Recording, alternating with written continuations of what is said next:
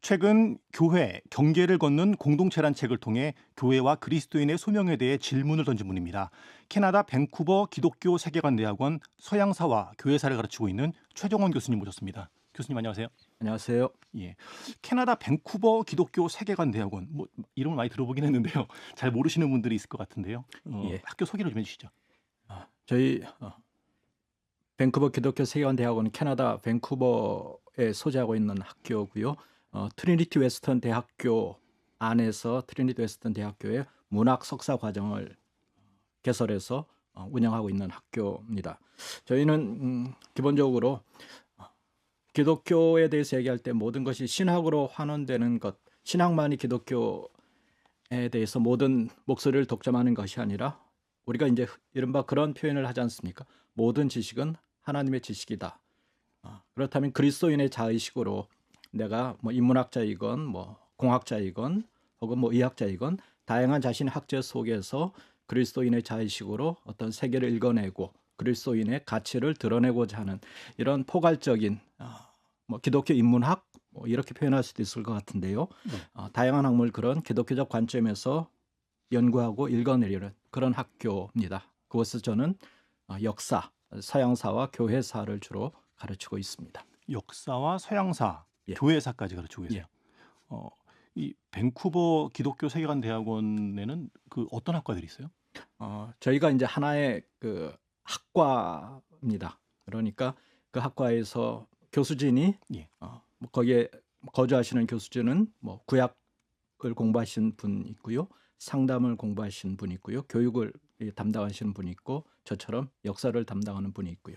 그 나머지 뭐 과목들은 뭐 예컨대 문학이나 뭐 철학 혹은 신학 뭐 이런 분들은 외부에서 저희가 한국이나 북미에 있는 학자분들을 모셔서 이렇게 강의를 끌어가고 있습니다. 예. 모든 지식은 하나님의 지식이다. 뭐 이런 예. 설명이 참 인상적이네요.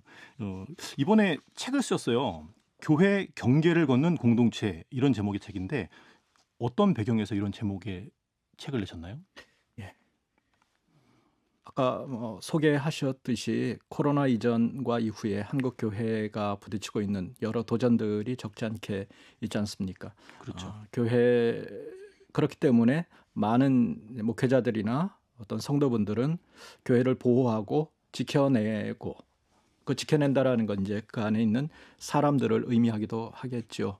이런 지켜내려는 의지가 강하다 보니까 교회가 점점 더 어떤 이 사회 속에 적극적으로 혹은 뭐 긍정적으로 자발적으로 상호작용을 시도하기보다는 조금 더 안전하게 안전한 사상이나 안전한 지식이나 안전한 교리나 이런 것만을 수호하는 이런 조금은 폐쇄적이고 수동적인 이런 모습을 보이지 않나 하는 아쉬움이 저는 있었습니다. 근데 제가 이제 쭉 2000년 교회 역사를 공부해 오면서 가졌던 가장 큰 문제의식은 기독교가 배퇴된 유대교가 어떤 면에서는 자신들의 혈통이나 어떤 이 종족적 가치에 매몰돼서 문을 열지 못했는데 기독교는 사실 그러한 이제 유대교 전통 속에서 나왔지만 그런 경계를 넘어서는 공동체였거든요.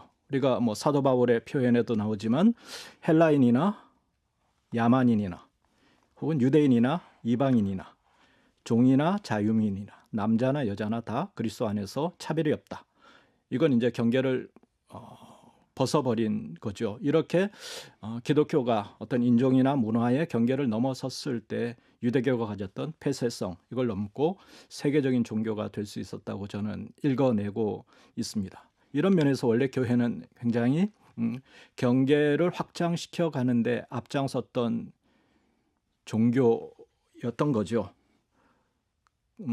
그렇기 때문에 오늘 우리 교회가 뭐 여러 가지 도전, 어려움 이런 것에 수세적으로 반응하는 것 충분히 이해가 되긴 합니다만 저는 이제 자칫 우리가 그렇기 때문에 과거 유대교가 했던 어떤 경계 지우고 그 안에 안전하게 머무는 것 이것에 초점을 둔 건 실은 기독교가 초기에 가졌던 그 본질과는 조금 더 거리가 먼 것이 아닌가라는 생각이 들었습니다. 그래서 이 책을 통해서 제가 말하고자 했던 것은 기독교가 오늘 사회 속에서 유의미하게 자리매김하는 길은 우리만의 경계를 짓고 그 안에서 안전하게 머무는 것보다는 적극적으로 이 사회가 교회에 요구하는 것, 종교에 요구하는 것 혹은 그리스도인들에게 요구하는 것이 무엇인지를 조금은 더 민감하게 듣고 귀 기울이고 그 속에서 반응하는 반응력을 키워내는 것, 이것이 저는 오늘 필요한 교회의 가치, 교회가 해야 될 몫이라고 생각했습니다. 그래서 이런 제목의 책을 쓰게 됐습니다. 예. 세상 속에서는 시민의 한 사람으로 살아가지만 교회 공동체에서는 또 그 하나님의 자녀로 성도로 살아가는 개개인의 삶들. 이제 어떻게 보면은 세상과 하나님 나라의 중간에서 경계 속에 살아가는 사람들이 어떻게 살아가야 될 것인가라고 하는 교수님만의 생각을 정리하신 책이군요. 그렇다고 볼 수 있겠습니다. 예. 이 책의 부제가 한 인문주의자의 성경 읽기예요.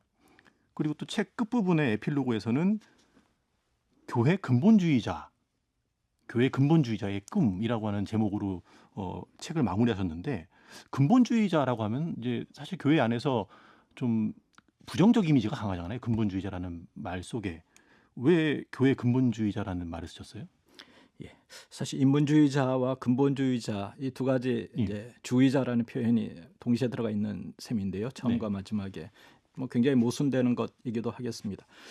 흔히 제가 어디 뭐 교회나 기독교 기관에서 강의할 때 제가 역사를 공부했기 때문에 인문주의자라고 이제 소개를 하는 경우가 당연히 있겠죠. 뭐 역사가라고 소개를 할 수도 있겠습니다만 한국 교회에서는 이제 인문주의라는 것이 그 필요를 인정하기도 하지만 때로 그것이 하나님과 어떤 거리가 멀어지는 인본주의의 위험, 어떤 오해 이런 것도 꽤 다양하게 있는 것 같습니다. 근데 저는 뭐 기독교 인문주의라는 것이 하나님과 어떤 멀어지는 그런 가치를 추구하는 것이기보다는 이 기독교 인문주의자라는 자의식은 종교개혁 전야에 이제 형성된 자의식인데요. 그분들이 얘기했던 게 이런 거죠. 초대 교회로 돌아가자. 근원으로 돌아가자. 우리가 라틴어로 아드 폰테스, 근본으로 돌아가자라는 게 이 인문주의자들이 했던 얘기인 거죠. 그러니까 근원으로 돌아가는 것, 뿌리로 돌아가는 것, 이것이 이제 결국 근본주의라고 우리가 옮길 수도 있는 거죠. 뭐 인문주의를 인본주의라고 옮길 수도 있듯이. 그러니까 제가 이 근본주의라는 표현을 쓴 건 어떤 면에서는 두 가지 이유가 있는 것 같습니다. 우리가 한국 교회에서 이른바 근본주의 그 뉘앙스가 어떻든 근본주의라고 하시는 분들은 어떤 자신들이 가진 믿음과 가치를 독점하는 경향이 있죠. 내가 가진 것이 정말 근본적인 가치이고 그 나머지는 이른바 자유주의이고 인본주의이고 세속주의이고 유물론적이다라는 어떤 독점적인 가치 평가를 스스로 하고 있는 경우가 굉장히 많습니다. 그런데 저는 앞서 모든 지식이 하나님의 지식이라고 말씀드렸듯이 어떤 사람도 혹은 어떤 이데올로기도 하나님의 그 깊고 높은 지식을 독점할 수 있다고 저는 생각하지는 않습니다. 그분들이 어떤 근본적인 가치를 추구하는 그 흐름에 있지만 그분들이 가진 것이 어떤 전혀 변경할 수 없는 유일한 가치라고 할 수는 없거든요. 그래서 저는 진정한 근본주의는 과연 그러한가, 기독교의 모습이 혹은 그리스도인의 모습이 과연 그러한가를 초대교회 혹은 예수님의 삶에 잇대어서 끊임없이 돌아보고 개혁하고 새롭게 하는, 이것이 이제 진정한 근본주의의 모습이라고 저는 생각합니다. 그러니까 근본주의, 근원으로 돌아가자, 초대교회로 돌아가자라는 것이 전혀 다른 뉘앙스로 읽힐 수도 있지만 한편에서는 같은 맥락 속에 우리가 고민해야 될 근본적인 혹은 근원적인 가치가 무엇일까, 이걸 이제 고민한다는 면에서 저는 충분히 이 인본주의 혹은 인문주의와 근본주의 뭐 이런 가치들이 뭐 단순히 대립되는 혹은 말장난으로만 연결되는 이런 가치라고 생각하지는 않습니다.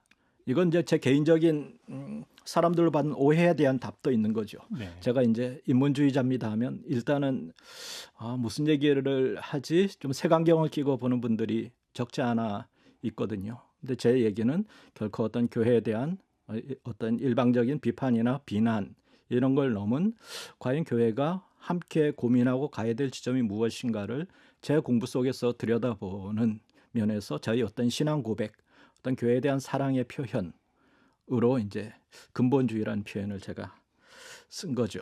예. 예. 그 인문주의에 대해서 교회 안에 다양한 시각들이 존재하니까 예. 자칫 교수님이 말씀하시는 내용들을 오해할 분들을 생각해서 예. 근본, 하나님의 근본을 생각하는 사람이다라고 하는 걸 알리기 위해서 이런 표현을 쓰신 거군요. 예, 뭐 그렇다고 이해해 주시면 좋겠습니다. 예. 이전에 쓰신 책에서도 이 한국 교회에 대한 얘기를 인문학자의 시각에서 풀어내신 바가 있어요. 코로나 얘기를 조금 전에 하셨는데 코로나를 전후해서 한국 교회가 처하고 있는 상황들을 인문학자, 삼자적 시각으로 볼 때 지금 어떤 상황이라고 보십니까? 앞에 언급은 잠깐 하셨지만, 예. 예, 사실 코로나라는 이 3년이 우리 사회도 멈춰 세웠지만 이제 기본적으로 교회도 멈춰 세웠고 교회를 멈춰 세웠다라는 건 어떤 그리스도인들의 생각도 멈춰서 지난 시절을 돌아보게 하는 그런 효과가 있었던 것 같습니다. 우리가 흔히 그런 얘기를 많이 하더라고요. 코로나 3년을 보내고 다시 이른바 대면 예배로 완전히 돌아섰을 때 교회 출석하는 사람들이 한 30% 정도는 빠졌다. 보통 이런 얘기를 합니다. 그분들은 뭐 여전히 기독교인이라는 자의식을 가지고 있을 텐데 물리적으로 이제 교회에 나오지 않는 분들이 많은 거죠. 뭐 어쩌면 그분들 중에 많은 분들은 온라인 예배라는 어떤 이런 예배를 뭐 드리기도 할 것 같습니다. 근데 제가 이 왜 30%나 되는 분들이 교회로 돌아오지 않을까? 어떠면 많은 시간이 지나면 그분들은 자연스럽게 교회를 떠날 수도 있겠다라는 그런 위기를 저뿐 아니라 모든 많은 사람들이 가지고 있는데요.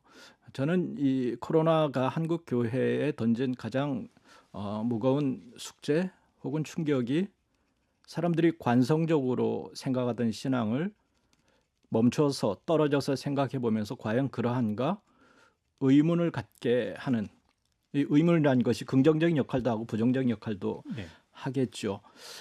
의문을 갖게 하는 역할을 했다고 생각합니다. 그리고 많은 분들이 그 의문이 풀리지 않으니까 코로나가 끝난 이후에도 관성을 쫓아서 옛자리로 돌아가지 못한 거죠. 그러니까 여전히 설교단에서 설교는 전해질 것이고요. 교회에서 교리 공부나 성경 공부는 행해질 것이지만 숙제는 교회 내부에 충실하게 신실하게 있던 분들이 더 이상 거기에 반응하지 않는다라는 게 저는 제가 생각할 때 가장 큰 어떤 변화, 가장 큰 두려움인 것 같습니다. 그러니까 세상 사람들, 어떤 교회 바깥에 있는 사람들의 교회에 대한 평가와 별개로 이제 교회 안에 있는 분들이 더 이상 익숙해진 그 담론에 반응하지 않는 이런 시기가 됐다라는 게 저는 코로나 이전과 이후에 가장 제가 느끼는, 제가 바라보는 가장 큰 변화가 아닌가 싶습니다. 예. 그러면 이제 코로나가 종식되고 시간이 좀 지났잖아요. 예. 아까 이제 코로나가 끝나고 나서 30% 정도의 사람은 주일에 예배당에 출석해서 예배드리지 않는 온라인으로 예배를 드리거나 아니면 교회 밖에 있는 이런 현실을 말씀하셨지만 시간이 좀 지나면서 어느 정도 좀 자리가 채워지고 있는 걸 느끼거든요, 사람들이. 지금도 위기일까요? 글쎄요, 뭐 제가 어떤 한국 사회 속에 있지 않았고 예. 그냥 태평양 너머에서 건너 짚어서 보는 것일 수밖에 없는데요. 제가 바라보는 위기의 본질은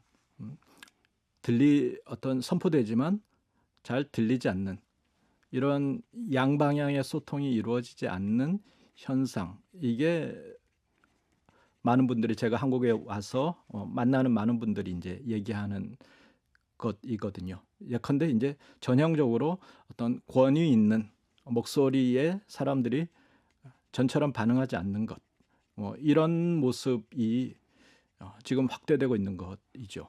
그러니까 교회의 권위나 설교자의 권위나 목회자의 권위나 혹은 신학자의 권위, 이게 뭐 어떤 권위주의를 얘기하자라는 게 아니라 이 사람들이 그 목소리에 크게 귀담아 귀를 기울이지 않는, 아주 거칠게 표현하자면 굳이 새롭게 들을 필요가 있다라고 반응을 잘 하지 않는 현상이 도드라진다는 겁니다.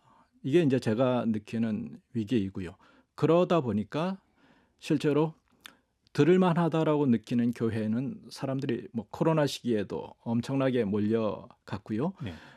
그 이전에 대형 교회라고 혹은 초대형 교회라고 불리는 교회들도 들을 들려 충분히 들을 만하지 않다라고 했을 때 뭐 온라인 예배나 이런 예배 통계 숫자를 보면 굉장히 이제 그 교회 재적 인원에 비해서 낮았던 거죠.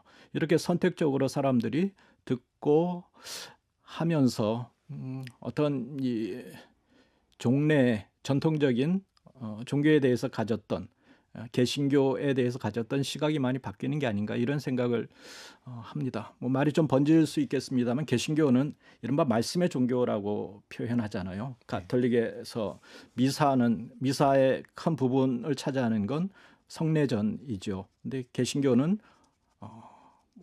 그것이 뭐 정당하건 그렇지 않건 역사 속으로 구성된 개신교는 설교자를 중심으로 모일 수밖에 없고 설교자를 중심으로 모였다 흩어지는 뭐 이런 구조가 있었는데 저는 이러한 식으로 교회가 운영되는 것, 과도하게 설교에 모든 포커스가 맞춰져 있는 것, 이건 조금 더 이미 한계에 도달하지 않았나 이런 생각을 저는 뭐 개인적으로 하고 있습니다. 예. 코로나를 겪으면서 사람들이 의문을 갖기 시작했다. 멈춰서 생각하고 교회를 바라보면서 의문을 갖는다는 말씀인데 결국 이제 기독교의 모습이 이게 옳아? 그리스도인의 삶이 이게 옳아? 라고 하는 의문들을 갖고 있다는 말씀이에요. 예. 그래서 이 책에서는 구체적으로 그리스도인에 대해서 얘기하는 부분이 나오더라고요. 구체적으로 그 얘기를 좀 들어볼까요? 그리스도인에 대해서 침묵, 순례, 영성, 지성, 복종의 개념을 사용하셨어요. 왜 침묵하고 영성을 가져야 합니까? 사실은 뭐 제가 지성사를 공부했기 때문에 제가 뭐 특별하게 영성에 조예가 있는 사람은 아니고요. 저도 가르치는 것이 직업이다 보니까 제가 침묵에 익숙한 사람은 아닙니다. 그런데 제가 이 책에서 이 책이 이제 3부로 구성되는데 그리스도인의 가치, 그리스도인을 다시 묻는다라는 데서 제가 선택한 가장 먼저의 주제가 침묵입니다. 개신교는 침묵의 종교는 아니거든요. 오히려 침묵은 뭐 동방 종교의 전통이나 가톨릭 교회의 전통에서 다루어졌죠. 근데 제가 굳이 침묵을 첫 번째로 놓은 이것은 앞서 뭐 말씀드렸던 코로나 시기를 겪으면서의 연장이기도 할 것이고 근현대사 속에서 한국의 개신교가 담당했던 역할에 대한 성찰적 돌아봄 뭐 이런 것과도 연결될 텐데요. 우리는 모든 것을 설교나 어떤 설교자나 이런 목소리를 잘 듣고 그 안에서 분별하고 어떤 나의 삶의 지표로 삼는 것 이런 데 굉장히 익숙해져 있죠. 근데 본래 기독교 전통 속에서 종교개혁 이전까지는 이 침묵이라는 것이 굉장히 중요한 가치를 담보하고 있었습니다. 뭐 수도회 같은 경우가 뭐 그 대표적인 것일 텐데요. 근데 역사학자들이 보통 그런 얘기를 하더라고요. 16세기 종교 개혁이 대두되면서 2세기 이래 가장 시끄러운 종교가 들어왔다. 어떤 말씀, 예. 설교가 이제 중심이 되다 보니까 사람들은 침묵의 가치, 어떤 돌아봄의 가치, 뭐 이런 것보다는 내가 더 확실한 무언가를 알고 순종하고 실천하는 이런 말의 종교로 과하게 이제 전향된 거죠. 저는 뭐 그런 부분에서 지나치게 우리가 앞서고 있는 모습이 많이 보인다는 생각을 했습니다. 이걸 뭐 다시 말하자면 침묵은 하나님의 음성을 듣는 나의 수동적인 기다림인 거죠. 내가 부르짖어서 하나님께 하나님의 마음을 움직이는 것, 이것 역시도 우리가 한 기도의 모습일 수 있지만 하나님이 나에게 무엇이라고 말씀하시는가를 내가 들을 때까지 수동적으로 기다리고 인내하는 것, 이 가치 역시도 우리의 영성의 굉장히 중요한 부분이라고 저는 생각합니다. 우리가 기도를 열심히 하지만 그것이 종교적인 모습으로 보이는 어쩜 우리의 욕망의 종교적인 어떤 정당화일 수도 있다고 저는 생각합니다. 이것이 외부에서 기독교인 밖에서 기독교를 바라보는 모습이기도 할 것이고요. 그런 면에서 저는 기독교인들을 혹은 전체 한국 개신교는 지금은 조금 더 침묵하는 것, 듣는 것, 수동적으로 기다리는 것, 이것에 대한 어떤 중요한 가치, 이걸 다시금 돌아봤으면 좋겠다. 그리고 그것이 우리에게 충분히 중요하게 인식되지 않았다라는 문제의식을 가지고 있습니다. 그런 부분에서 저는 침묵이라는 가치를 우리가 다시 한번 생각해 봤으면 좋겠다는 거고요. 또 영성 역시도 이제 그런 것 같습니다. 우리는 영성을 하나님과 나와의 어떤 신비적인 연합, 이런 수직적인 관계라고만 생각하지만 교회 전통에서 영성은 두 가지가 뭐 있었다고 우리가 얘기할 수 있습니다. 예컨대 성경에 보면 마르다와 마리아, 이 두 사람이 이제 대조돼서 나오는데요. 마르다처럼 열심히 몸을 움직여서 일을 하면서 예수님을 섬기는 것, 어떤 행동적 영성이라고 할 수 있는 그 영성의 한 흐름이 있었고요. 네. 또 마리아처럼 말씀 앞에서 잠잠히 무릎 꿇고 듣는 이런 마리아의 영성, 이 두 가지 영성의 흐름이 존재했습니다. 이 두 가지는 하나는 이제 하나님과의 관계일 것이고 하나는 이웃과의 관계일 것이고요. 저는 영성은 이런 균형이라고 생각합니다. 우리 교회는 어떤 면에서 지금까지는 너무 바빴죠. 코로나 이전까지 교회는 어떤 끊임없이 일을 함으로써 존재감, 그것이 뭐 부정적인 의미는 절대 아닙니다만 뭔가를 함으로써 존재의식, 존재감, 자기 정체성을 이제 확인하려고 했는데 과연 그러한가? 이것 한번 다시 돌아볼 필요가 있지 않을까 싶습니다.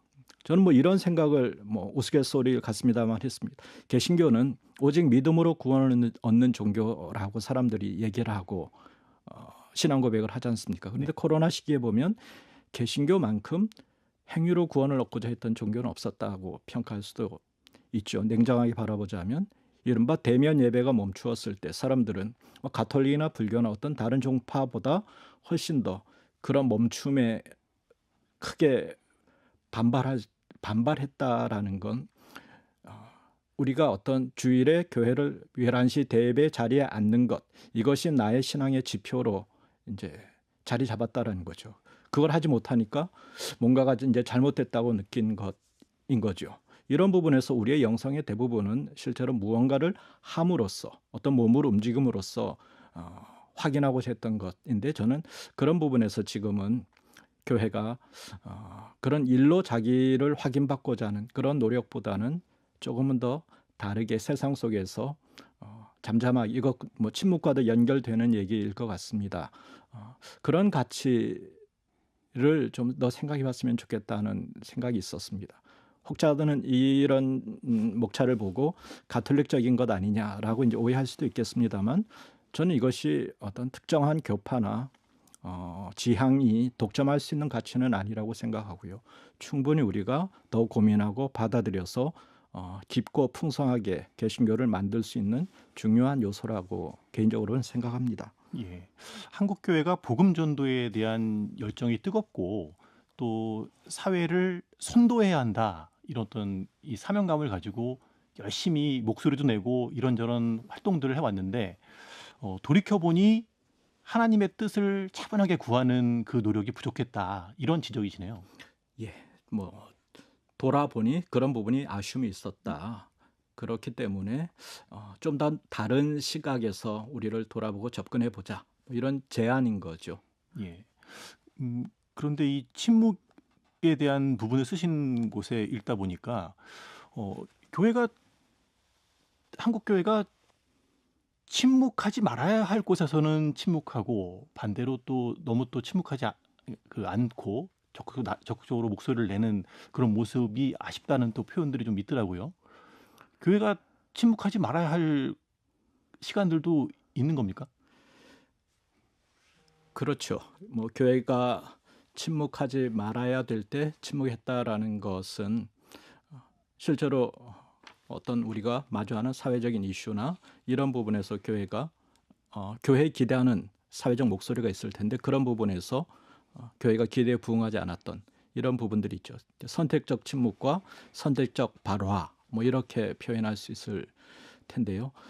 또 다른 면에서 교회는 과하게 자기 목소리를 내는 아주 뭐 세세한 부분에서 자기 목소리를 내는 것 역시도 우리가 찾아볼 수 있지 않습니까? 어떤 특정한 사회적 이슈에 대해서 교회가 과잉해서 대표하는 뭐 이런 목소리들도 있고요. 이런 부분에서 긍정적인 의미이건 부정적인 의미이건 침묵이라는 것은 우리가 다시 한번 고민해 봐야 될 주제다 저는 싶습니다. 예. 교회가 예언자적 목소리를 내야 한다라는 말씀도 하시면서 지식인에 대해서도 말씀을 하시더라고요. 근데 지식인과 예언자의 역할 이것을 되게 같은 선상에서 놓고 말씀하시면서 참 지식인과 거짓 지식인 얘기도 하시고 이 그리스도인이 어떤 지식인이어야 하는가라고 하는 지침도 주시던데요. 뭐 근원적으로 꼭 기독교나 뭐 그리스도인뿐 아니라 우리가 얘기하는 모든 고등 종교의 본질은 예언자적 지성이라고 우리가 기본적으로 얘기할 수 있을 겁니다. 구약의 선지자들 역시도 그런 예언자적 지성을 가진 사람이죠. 예언자라는 건 단순히 미래 일을 내가 미리 보는 그런 의미는 아닐 것 같습니다. 사람들이 머물러서 보는 그 현상 너머를 볼 수 있고 그 현상 너머의 길을 제시할 수 있는 사람, 이런 사람들을 우리는 선지자, 예언자, 그리고 뭐 현대 용어로 표현하자면 지식인이라고 할 수 있을 것 같은데요. 저는 이 지식인의 역할, 종교의 역할, 종교의 역할은 사람들이 익숙하게 살아오던 것이 과연 그러한가? 그런 가치를 뒤흔들어주는 사람이라고 저는 생각합니다. 그것은 에드워드 사이드라는 영문학자가 그런 표현을 했는데요. 지식인은 현 상태를 교란시키는 사람, 어떤 이러한 메시지를 전달해주는 사람이 진정한 지식인이라고 얘기하죠. 제가 볼 때 요새는 거의 지식이라는 단어를 잘 쓰지는 않는 것 같습니다. 우리는 이미 전문가들이 주도하는 사회 속에서 살고 있죠.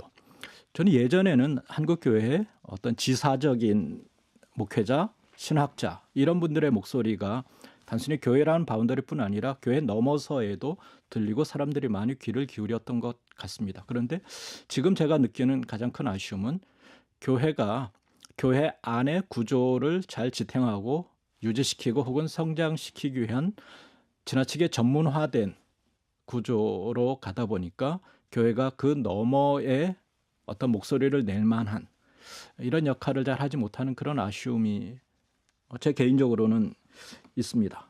그러니까 교회를 잘 굴러가기 위한 뭐 찬양의 전문가, 뭐 교육의 전문가 이런 전문가들이 있지만 또 그 안에 사람들에게 어떤 안전한 메시지를 전해주고 그 안에 사람들에게 소속감을 느끼고 행복을 느끼게 뭐 좋은 뭐 주일학교를 구성하고 설교를 뭐 짜고 하는 것은 있지만 지금 제가 가장 크게 느끼는 아쉬움은 그 목소리는 항상 교회 안에만 머물러 있다라는 거죠. 그 이상의 역할을 실은 개신교가 해야 되고 종교가 해야 되는 역할인데 저는 그런 부분에서 지나치게 이 어떤 전문화된 전문가로 불리는 이런 모습에 대해서 큰 아쉬움이 있습니다. 왜냐하면 전문가라는 건 우리가 알다시피 이해관계에 따라 움직일 수밖에 없거든요.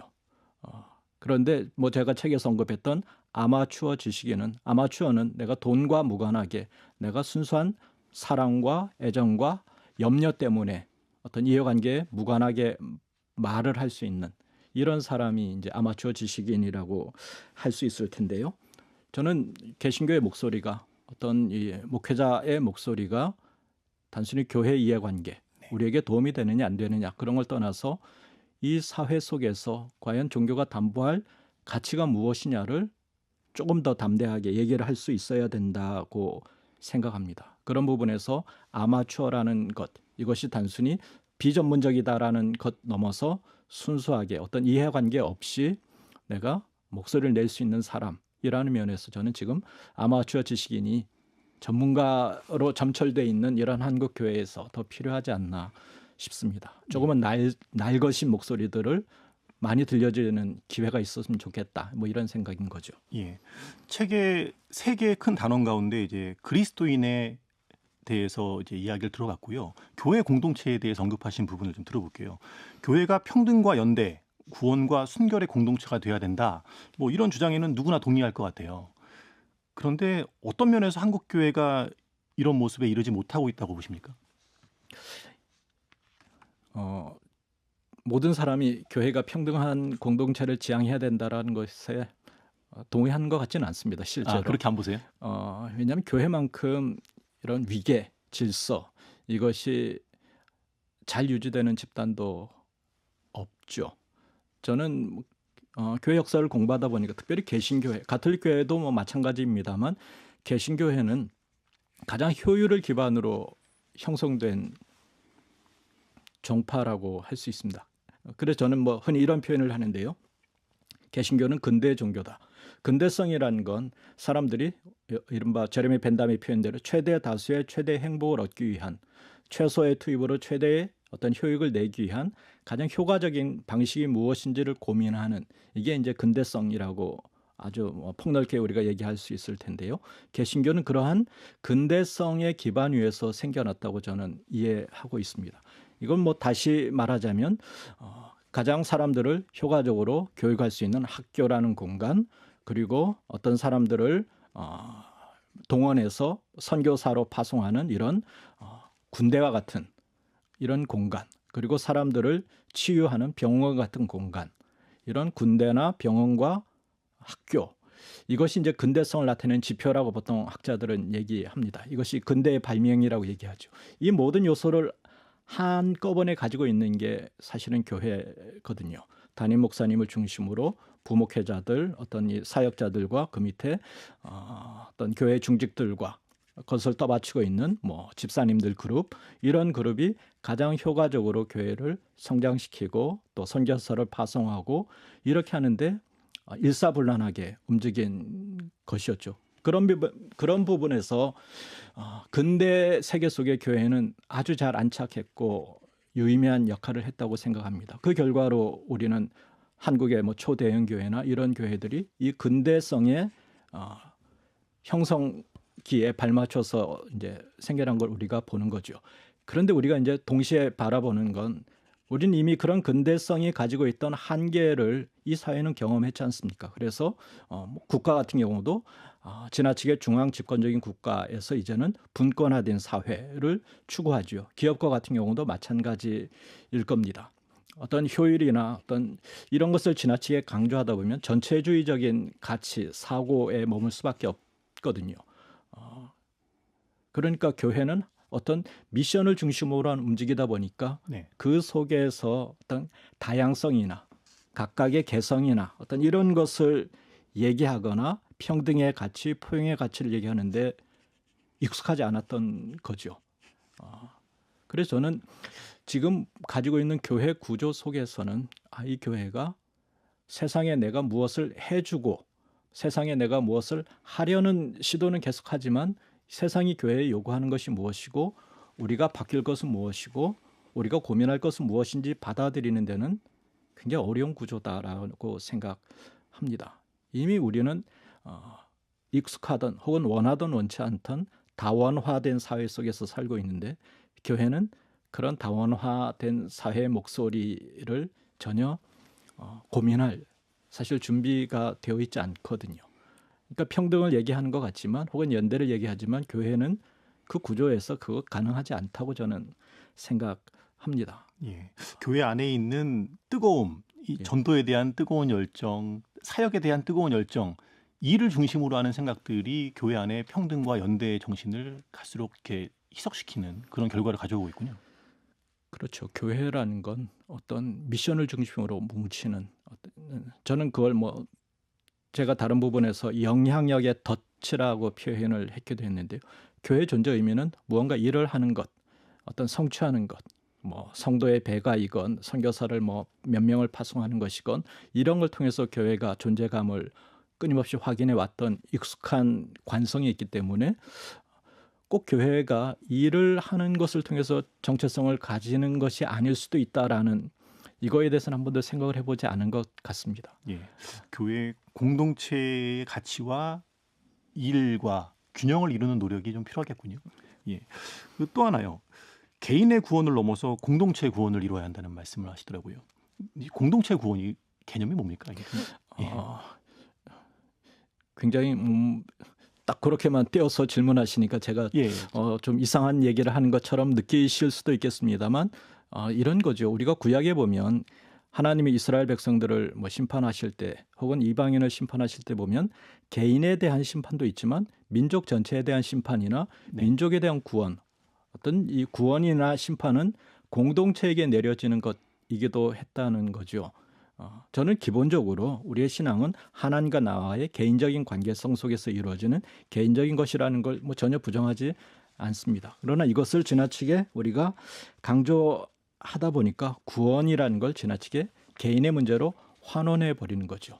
개인의 문제로 환원한다라는 것은 지극히 신앙이라는 것을 자기 중심적으로 자기의 이기적인 욕망을 투영하는 대상으로 이제 신앙이 전락될 수도 있다는 겁니다. 저는 한국 교회가 가지고 있는 이런 개인성, 구원의 개인성에 대한 지나친 강조가 내가 교회라는 공동체에서 혹은 사회라는 공동체에서 그리스도인이 어떠한 공적인 자리매김을 해야 되는가에 대한 고민을 하지 못하게 만드는 것 같아요. 신앙은 개인적인 것이기도 하지만 그 신앙이라는 나의 인격이 공적으로 드러나는 것이기 때문에 신앙은 여전히 공적인 영역이고, 그렇기 때문에 신앙인이나 교회는 이 사회 속에서 공동체 속에서 공적인 역할이 분명히 이제 있어야 되는 거죠.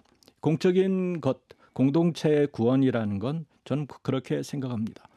어떤 공동체가 아파할 때 나도 아파하지만 교회 역시도 그것에 같이 반응하고 공감할 수 있는 이런 것을 키워가는 사회적 공감력, 사회적 상상력을 키워가는 게 저는 공동체의 구원을 향한 노력이라고 개인적으로는 생각합니다. 네. 이렇게 그리스도인 개인 그리고 교회 공동체에 대해서 말씀을 들었어요. 그러면 신앙의 본래 모습을 잘 회복한 그리스도인 개인, 교회 공동체가 무엇을 해야 할까? 소명에 대해서도 이제 언급을 하셨습니다.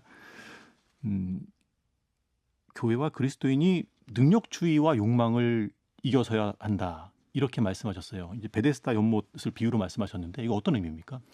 예. 그리고 요한복음 5장에 나오는 이제 베데스다 목가에서 38년 동안 이제 병을 앓던 한 사람이 예수님을 만나서 구원을 얻는 이 이야기는 너무나 익숙하게 우리가 알고 있는 얘기입니다.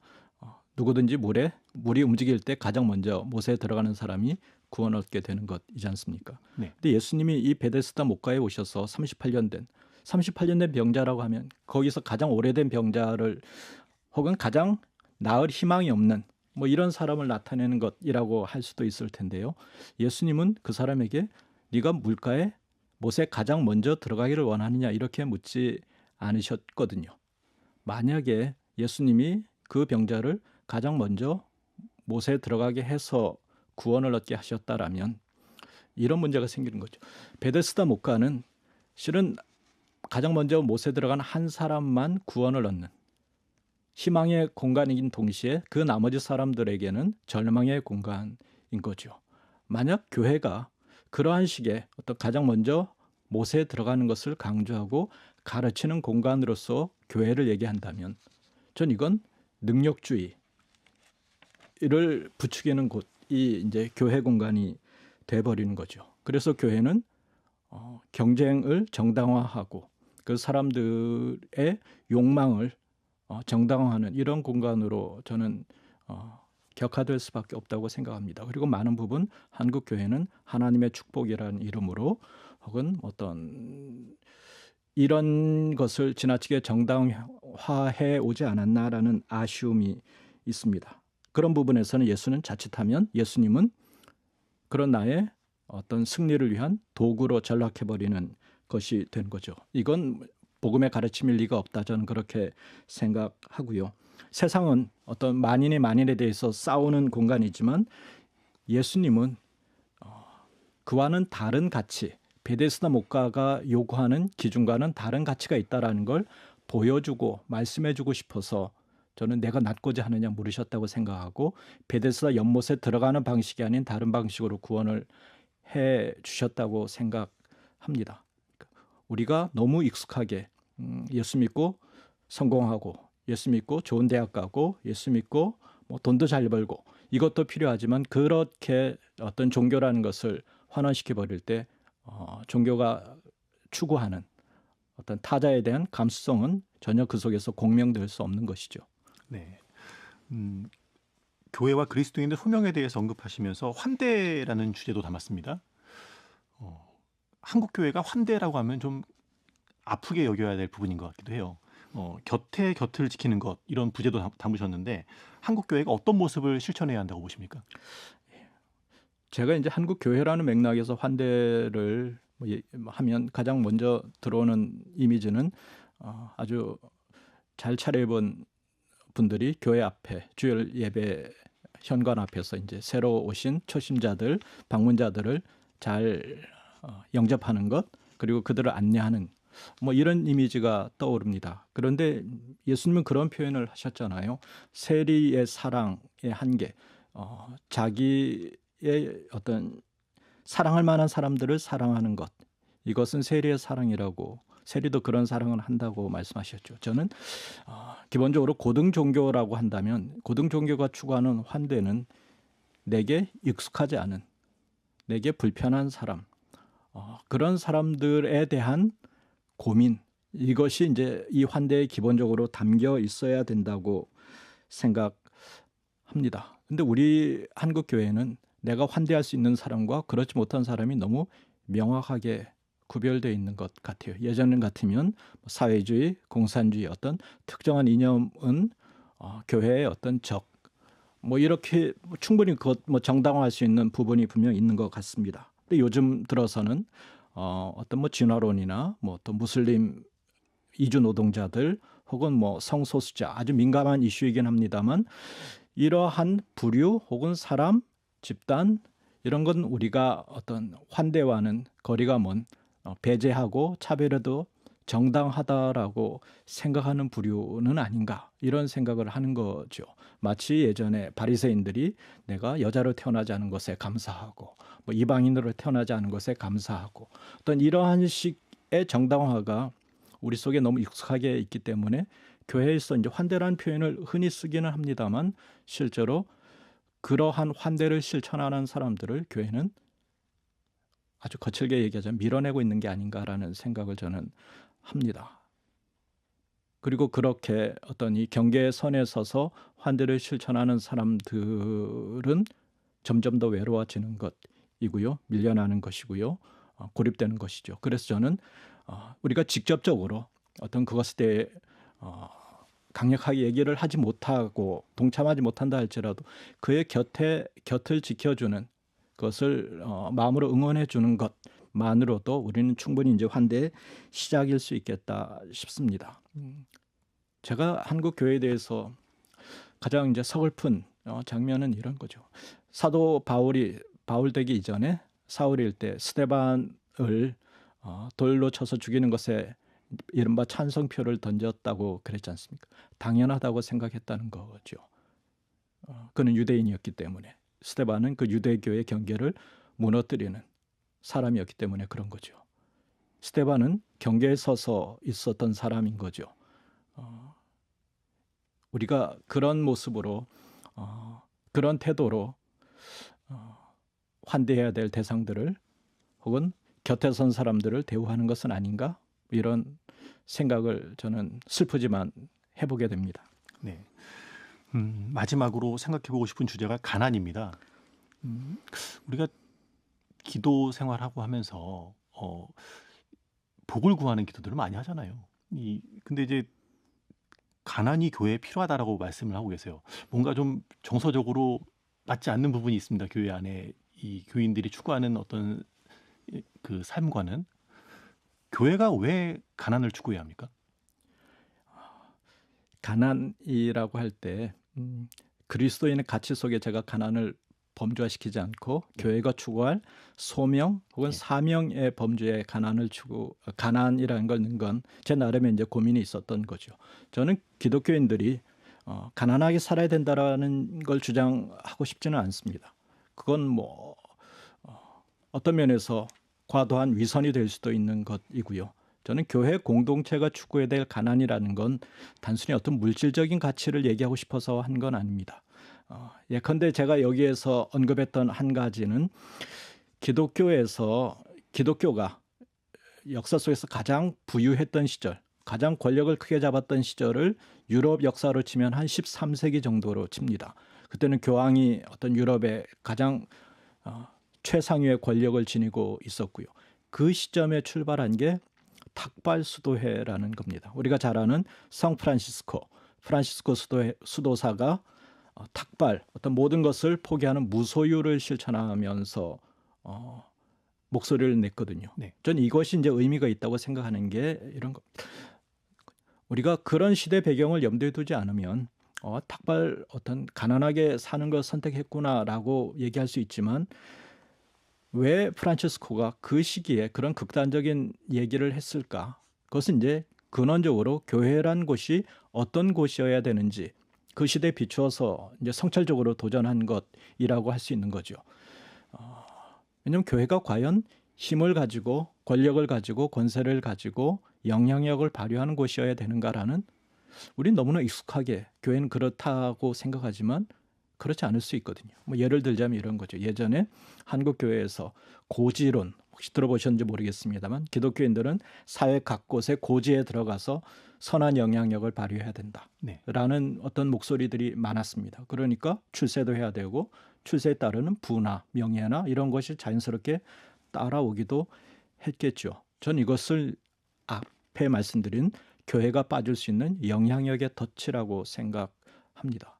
교회는 그렇기 때문에 더 커져야 되거든요. 더 많은, 더 좋은 일, 더 하나님의 큰 일을 하기 위해서 교회는 끊임없이 부유해지는 것을 정당화했고 중심을 들어가는 것을 저는 정당화해 왔다고 생각합니다. 그리고 한국 교회는 충분히 그런 힘을 가져본 적이 있고 그런 영향력을 가져본 적이 있죠. 그런데 그 결과 한국 교회가 과연 사람들에게 어떤 유의미한 또 선한 의미에서의 영향력을 주었는가라는 건 지금 저는 물음표를 가질 수밖에 없습니다. 저는 가난해야 된다라는 건 돈을 갖지 말고 다 버리자라는 그런 차원의 의미가 아니라 교회가 어떤 끊임없이 추구하는 영향력, 어떤 중심에 들어가서 뭔가를 해보고자 하는 그런 욕망을 종교의 이름으로 치환하지 말자. 그리고 오히려 경계로 나가는 것, 이것이 진정한 가난의 의미다라고 저는 뭐 얘기를 하고 싶었던 것 같습니다. 네. 여러 가지 말씀 들었는데요. 한국 교회가 지금 어떤 모습으로 나아가야 할지, 또 그리스도인 개개인들은 어떤 삶의 모습을 보여야 할지 마지막으로 좀 정리하는 말씀 한 말씀 해주시죠. 예. 저는 개신교인이고 개신교인이 출발할 때 가졌던 자의식을 다시 한번 돌이켜보고 싶은데요. 개신교인들은 뭐 루터가 그랬듯이 스스로 성경을 찾아서 읽는 종교입니다. 읽는다는 건 자기만의 속도로 어떤 자기만의 방식으로 사유하는 걸 연습하는 거죠. 우리가 어떤 들려지는 것, 보여지는 것을 보고 듣는 것에 머물지 않고 내 속도로, 내 사유로 어떤 것을 성찰할 때 그것이 진정한 나의 것이 되는 거죠. 그리고 내가 그것에 반응할 때 나는 책임감 있는, 반응할 수 있는 능력, 이게 책임감이지 않습니까? 리스판시빌리티가 형성되는 거죠. 저는 이렇게 기독교인들이 조금은 더 읽기를 통해서 주체적으로 사고하려는 노력, 이것이 결국 우리에게 필요한 가치가 아닌가 저는 싶습니다. 그렇기 때문에 익숙한 것에 대해서 다시 묻는 것, 재고하고 성찰하는 것, 이런 노력을 힘들지만 품이 드는 것이지만 계속해서 해나가는 게 필요하지 않나 싶고, 저는 이 책에서 그런 가치를 끊임없이 강조하고자 했습니다. 네. 책 교회 경계를 걷는 공동체에 대해서 말씀을 들었는데요. 제가 이 책을 읽으면서 이 문구가 저는 이렇게 눈에 들어오더라고요. 신앙은 하나님과의 인격적 관계이자 이웃과 사회 공동체와의 인격적 관계를 추구하는 행위다. 나 개인의 신앙만 돌아볼 것이 아니라 이웃과 사회를 함께 생각해보는 그런 신앙인으로 살아가야겠다는 다짐을 해봅니다. 예, 교수님 오늘 말씀 감사합니다. 감사합니다.